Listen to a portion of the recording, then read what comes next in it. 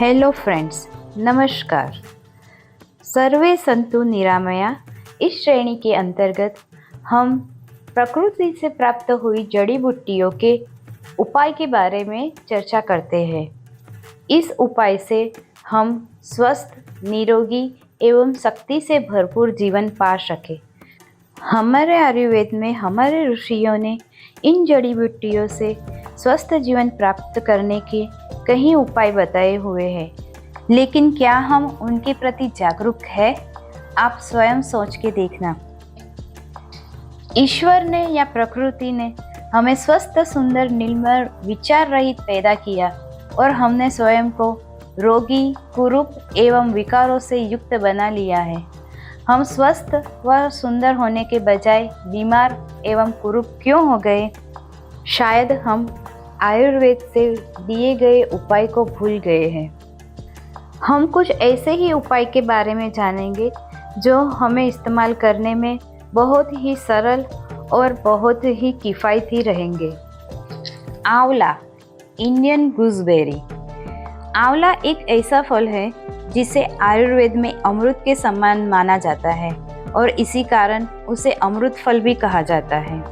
आंवले में vitamins, minerals, phytonutrients, antioxidant कूट-कूट के भरे हुए हैं। आंवला पूरे शरीर के लिए एक पावरफुल टॉनिक है। Amla is a rich source of vitamin C and vitamin C is an antioxidant. अब हम सोचेंगे कि हमें एंटीऑक्सीडेंट की क्या ज़रूरत है। हमारा शरीर पूरा दिन बहुत से काम करता है, जैसे कि खाना, पीना, चलना, फिरना, सांस लेना। इन सारे कामों की वजह से हमारे शरीर के कुछ सेल्स टूटकर सिंगल हो जाते हैं, जिसे फ्री रेडिकल्स कहते हैं, जो बाकी सेल्स को भी तोड़ने की कोशिश करते हैं, जो हमारे शरीर के सेल्यूलर लेवल पर नुकसान करता है।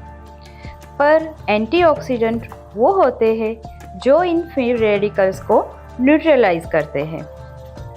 अगर ये फ्री रेडिकल्स न्यूट्रलाइज ना हो तो ये टॉक्सिक सेल और ये अनहेल्दी सेल कई बीमारी लाते हैं, जैसे कि इम्यूनिटी का डाउन होना, हार्ट डिसीज़, कैंसर और कई क्रॉनिक डिसीज़ का कारण बनते हैं। लेकिन आंवला में भरपूर मात्रा में विटामिन सी मिलता है, जिससे हमें एंटीऑक्सीडेंट भी प्राप्त होता है।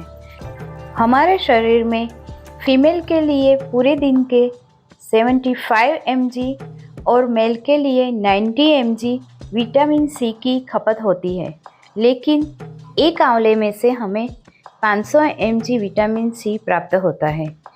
सिर्फ एक आंवले में से हमें 100 संतरे के बराबर विटामिन सी मिलता है।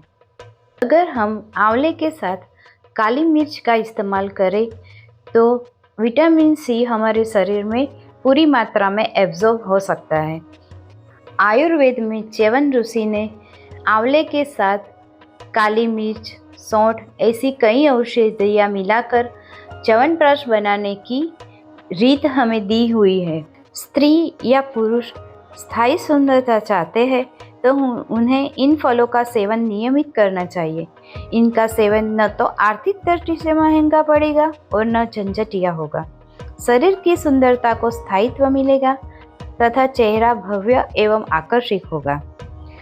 वैज्ञानिकों का मत है कि शुद्ध रक्त ही स्वास्थ्य की रक्षा करता है। रक्त के विकृत हो जाने पर स्वास्थ्य क्रमशः गिरने लगता है और वृद्धावस्था शीघ्र आ जाती है।